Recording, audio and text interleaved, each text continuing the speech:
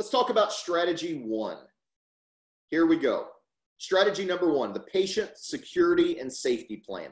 The biggest thing, one of the biggest things, maybe not the biggest, that's going to keep your patients from coming to see you after you reopen is they don't feel safe. This COVID thing, even after your practice opens back up, this COVID thing is not going away.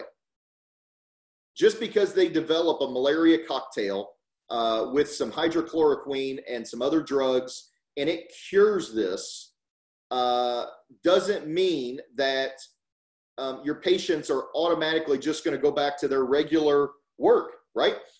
Just this morning, news came out that France, Germany, and the United States are all experiencing a 0.4% mortality rate, as opposed to the 3 to 4% stuff that's been coming out of Italy and some other countries.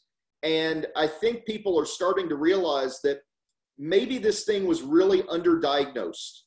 Maybe Italy had an old population in bad health, and that was a bad combination. And maybe China didn't even tell us the truth from the beginning. Who knows? We won't know the truth for another year probably. But the biggest piece here is we've got to make our patients absolutely safe. And I don't mean telling them you do a little bit extra sterilization. I mean putting in stuff in place that just is a feel-good measure. Tell extra people, if you're not a patient, you can wait in the car. If you are a patient, wait in your car, taking the magazines and things out of your waiting room so that there's not extra surfaces. Some doctors right now are limiting their office to one patient at a time and doing extra sterilization and disinfecting between each patient. Now, right now, when we're in the middle of this hysteria, that works well, right? You reopen and you got a full schedule, limiting to one patient may not be the right approach. Having patients check in and then wait in their car is a lot better. Non-patients always stay in the car. You might want to pause on the coffee machines and the disposable things that everybody touches, right? We've prepared a letter for you here. I'm not going to click on this now because it'll flip my screens up. This letter is available to you. I'm going to send you this link in this letter afterwards. You can distribute this letter to your patients, and it's going to give them the safety and the security that we are protecting the vulnerable. We are your people. These are the best practices that every practice needs to have. I said in my last webinar that you guys are unique. You have started your own practice and you're running things because you do things a little bit different. And your patients know that and they believe you're different. Your team knows you're different. And I think you do too. And this is the time to triple down on how you're different and how you're really going to take care of your patients. And this is just one more way you show them how you care. Strategy, the other half of this. Let's talk about how we can leverage remote diagnostics and also consults. I'm going to tell you about a doctor that's killing it right now in a state that has recommended all practices close except for emergencies, and he's killing it with remote consults in the implant arena. That's going to come on 2 slides from now. Stay tuned.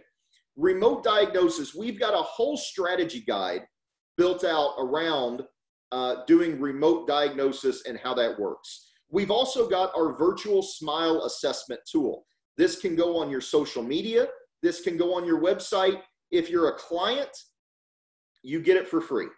If you're not a client, we'll email it to you. You'll have to integrate it into your website yourself, obviously, but I'm happy to give this away. This is a tremendous tool, and this isn't just a COVID thing. The remote trend, Carvana, DoorDash, everything is going delivery and remote. That's what people want. Telemedicine is a huge growing sector right now, and what's happening right now is pouring jet fuel on that fire. Giving your patients the option to meet you where they're comfortable and allowing them to communicate with you, and realize the purpose of a remote consult is not to clinically diagnose them. And that's what often gets mixed up when I talk to doctors about this. We're not trying to figure out what exact options for them there are in a remote consult. It's starting a relationship. It's starting a conversation. And remote consults are proven to accelerate sales cycles, especially in larger cases. We don't need to be doing remote consults for every new GP patient that just needs to come in and get a new patient x-ray and exam. If you're doing Invisalign, if you're doing implants, or if you want to be known as the emergency doctor, those are 3 good deployments of this tool and of this strategy. You got to meet people where they're comfortable. That's all this comes down to.